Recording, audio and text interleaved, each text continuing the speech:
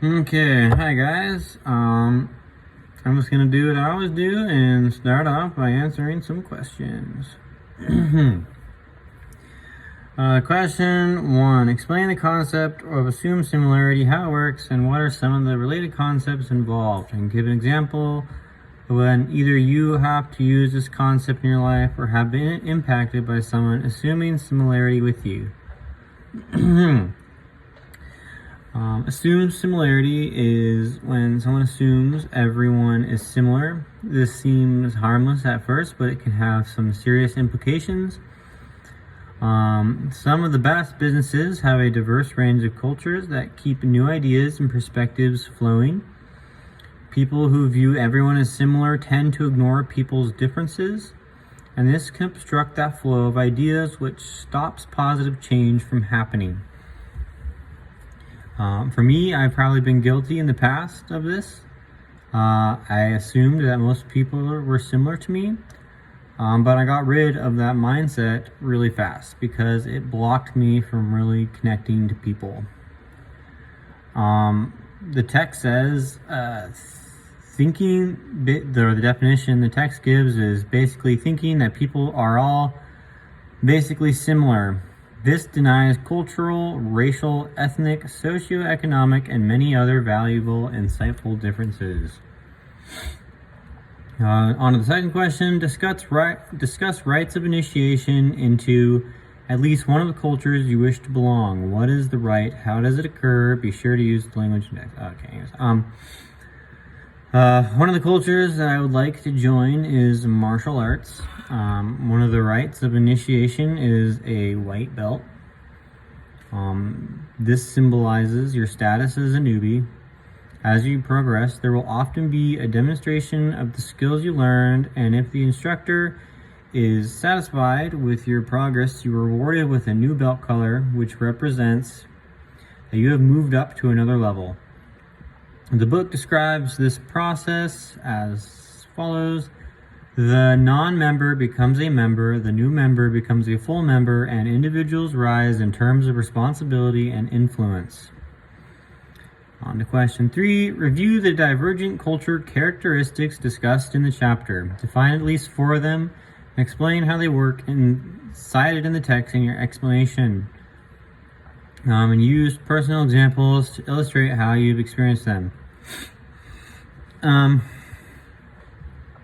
Some of the divergent characteristics mentioned in Chapter 3 are individualistic vs. community-minded, explicit rule vs. implicit rule, uncertainty accepting vs. Uncertainty rejecting, and monochronic vs. polychronic time. If someone is from an individualistic culture, they value self-empowerment and the freedom of the individual. The book describes this as cultures that value individual freedom and personal independence.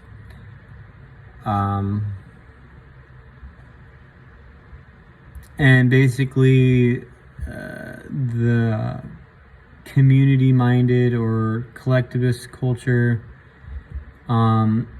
believe that the needs of the community are above their own. The book describes this saying, they are cultures that focus on familia or community relationships over individual needs. However, focus on family or community I think I just said that twice. Sorry.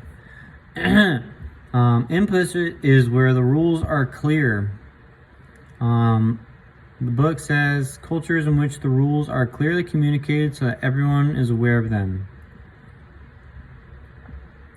A lot of what I do in America is guided by these rules, and there's not a lot of uncertainty.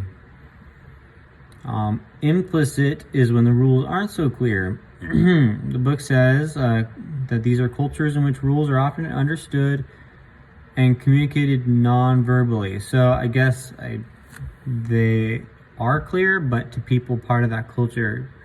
Just like, for example, I was to go into that culture, I probably would have no clue what they're saying, and the rules wouldn't be clear to me at all.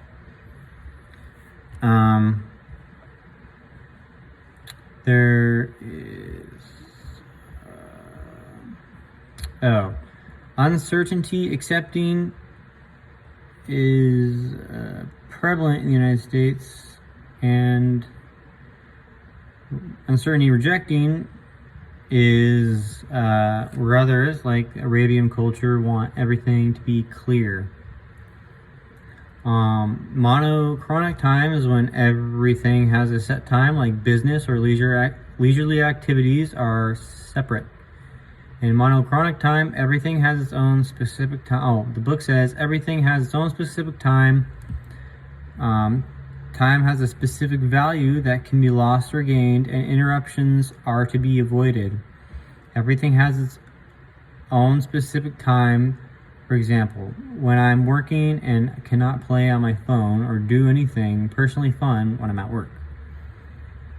So I live in a monochronic, controlled culture. Polychronic is the opposite. They believe that you can mix pleasure with business and several other things, which is really interesting. I would really like to see how that works. Polychronic time, the mixing and blending of time priorities. Oh, this is what the book is saying. The mixing and blending of time priorities and values, or the mixing and blending. Oh, yeah. Anyways, I think that is all. Goodbye.